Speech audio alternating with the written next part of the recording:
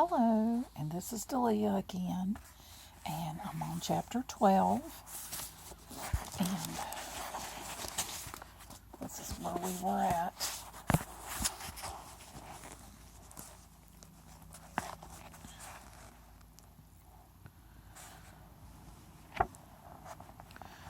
Okay, they're at the, Elena and Stefan are at the haunted house dance that they're having at the school. Okay, they just got there, and now she's went to find Bonnie. Okay, so we're right here. But you've got to wear the blood, she was saying pleadingly. It's part of the scene. You're a sacrifice. Wearing these ridiculous robes is bad enough, replied Tanner shortly. No one informed me I was going to have to smear syrup all over myself. It doesn't really get on you, said Bonnie. It's just on the robes and on the altar. You're a sacrifice, she repeated, as if somehow this would convince him. As for that, said Mr. Tanner in disgust, this accuracy of this whole setup is highly suspect. Contrary to popular belief, the Druids did not build Stonehenge. It was built by a Bronze Age culture. That, Elena stepped forward. Mr. Tanner, that isn't really the point. No, it wouldn't be to you, he said, which is why you and your neurotic friend here are both failing history. That's uncalled for, said a voice, and Elena looked quickly over her shoulder at Stefan. Mr. Salvatore, said Tanner, pronouncing the words as if they meant now my day is complete. I suppose you have some new words of wisdom to offer. Or are you going to give me a black eye? His gaze traveled over Stefan, who stood there unconsciously elegant in his perfectly tailored tux, and Elena felt a sudden shock of insight.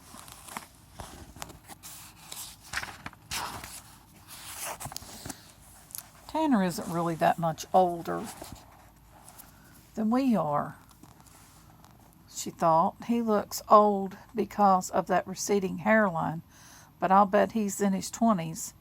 Then for some reason she remembered how Tanner had looked at homecoming in his cheap and shiny suit that didn't fit well.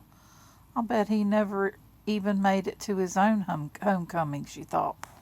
And for the first time she felt something like sympathy for him. Perhaps Stefan felt it too, for although he stepped right up to the little man, standing face to face with him, his voice was quiet. No, I'm not. I think this whole thing is getting blown out of proportion. Why not? Elena couldn't hear the rest, but he was speaking in low, calming tones, and Mr. Tanner actually seemed to be listening. She glanced back at the crowd that had gathered behind her. 4 or 5 ghouls, the werewolf, a gorilla, and hunchback. All right, everything's under control, she said, and they dispersed. Stefan was taking care of things, although she was not sure how, since she could see only the back of his head. The back of his head, for an instant, an image flashed before her on the first day of school, of how Stefan had stood in the office talking to Mrs. Clark, the secretary, and of how oddly Miss Clark had acted. Sure enough, when Elena looked at Mr. Tanner now, he wore the same slightly dazed expression. Elena felt a slow ripple of disquiet. Come on, she said to Bonnie, let's go up front. They cut straight through the alien landing room and the living dead room, slipping between the Parisians coming out in the first room where visitors could enter and be greeted by a werewolf. The werewolf had taken his head off and was talking to a couple of mummies and an Egyptian princess. Elena had to admit that Caroline looked good as Cleopatra, the lines of that bronze body frankly visible through the sheer linen sheath she wore.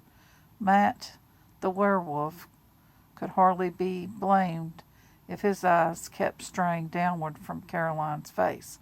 How's it going here? Said Elena, with forced lightness. Matt stared lightly. then turned toward her and Bonnie. Elena had scarcely seen him since the night of homecoming, and she knew that he and Stephen had drawn apart too, because of her. And though Matt could hardly be blamed for that, either, she could tell how much it hurt Stephen. "Everything's fine," said Matt, looking uncomfortable. "When Stephen finishes with Tanner, I think I'll send him up here," Elena said. "He can help bring people in." Matt lifted one shoulder indifferently. Then he said, "Finishes what with Tanner?" Elena looked at him in surprise. "You could have sworn he'd been in the Druid room a minute ago to see it," she explained.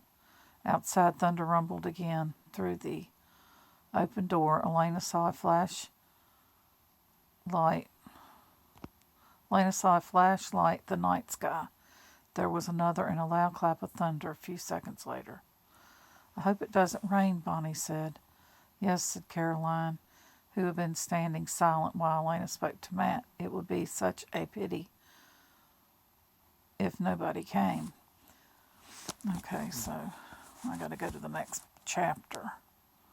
So I'll be back.